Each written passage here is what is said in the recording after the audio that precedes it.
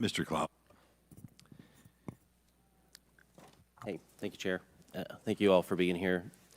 As we know, the executive branch has one job, and that's to enforce the laws of the land, not to make the laws of the land. This administration is all but given up on securing the border, and now it's actually deploying resources to counter states like Texas that are actually doing the federal's job in doing their best effort to secure the borders. We talked to people on the ground. I was there just 2 weeks ago, and the way they described it, they said, right now, it's like you're holding a bucket in front of an open fire hydrant. And what our friends on the left want is more buckets. What you need to do is cap the fire hydrant. And what we've done and what we've seen the Biden administration do is turn our Customs and Border Protection into a Customs and Border Processing, and much to the disdain of many of the people who are there serving and doing their best effort to deal with the Biden administration. My district in South Texas has felt the consequences firsthand for years. Just recently, Goliad County law enforcement reported finding 16 different cartel stash sites, one of them the largest in the country at the time, connected to drug activity, human trafficking, or both. They found them on private property, and of course they were being operated without the owner's permission. Also in my district, just a few weeks ago, a 16-year-old girl was murdered in her own home by a man who had overstayed his visa and should have been subject to removal. We've seen, no doubt the border's been challenging for a while, but Trump was able to make a lot of headway and get as close as we've been for a while in securing our border. He succeeded where I would say the Biden administration failed, but that would assume that their goals were to actually secure the border. Mr. Homey, could you explain, because there's a lot of effort from this administration to blame Texas, to blame Congress, saying we need more money, we need more authorities.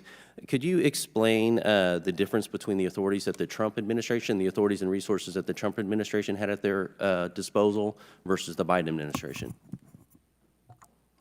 Yeah, and of course, and you hit right on point your first statement. When we talk about more Border Patrol agents, of course, we could always use more Border Patrol agents, but not to carry buckets. More Border Patrol agents are only meaningful if we secure the border and let them do their national security job. But look, the difference is clear. I mean, under the Trump administration, illegal immigration was down to a 40, 45-year level, depending on what time frame you looked at. And he did it because the Remain in Mexico program, people can still claim asylum, but they're not going to be released in the United States until they have the hearing. We had the third safe country agreements with Central American countries, Guatemala, Honduras, and El Salvador, that if you're really escaping fear and persecution from El Salvador and you get to another free country, haven't you escaped that fear and persecution, you should be claiming asylum there. Because it's not about asylum. We know most of the asylum claims on the southern border are fraudulent because most of them will get orders of removal. And the wall works. You know, people want to say the wall doesn't work. The wall works. The wall takes the most vulnerable people, women and children who can't get over that wall, takes them to a place where there isn't a wall, where Border Patrol's there to deal with a humanitarian issue. And lastly, I'll say about the men and women of the Border Patrol, if I may. I've seen videos in the last few days where people are going down the border, screaming at Border Patrol agents that they're racist, they're trafficking in women and children. There's only humanitarian group on that border are the men and women wearing green.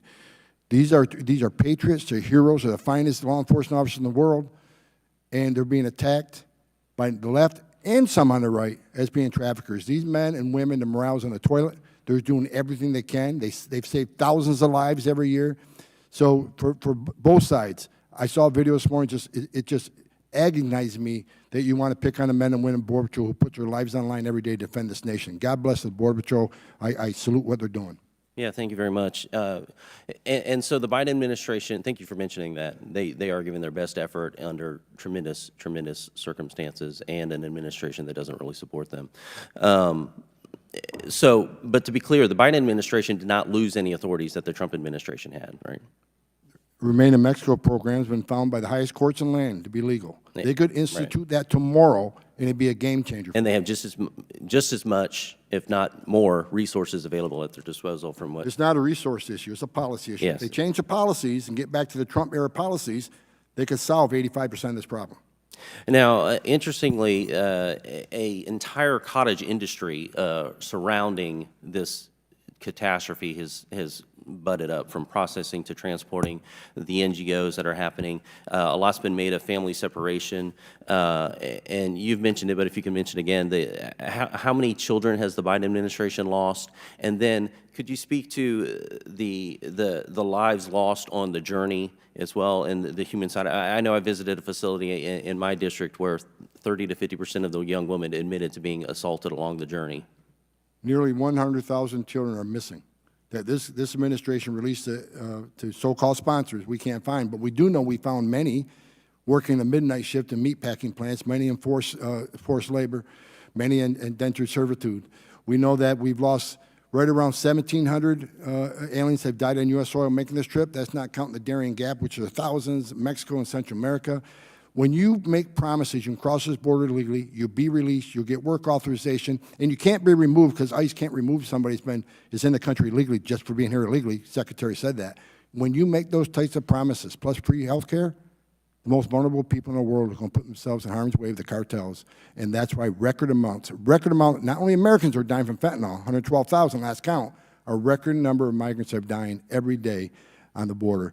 And as I said earlier, while we're here talking today, women are being sexually assaulted, and a child's going to die tonight because they think this border is open, and they're going to keep coming.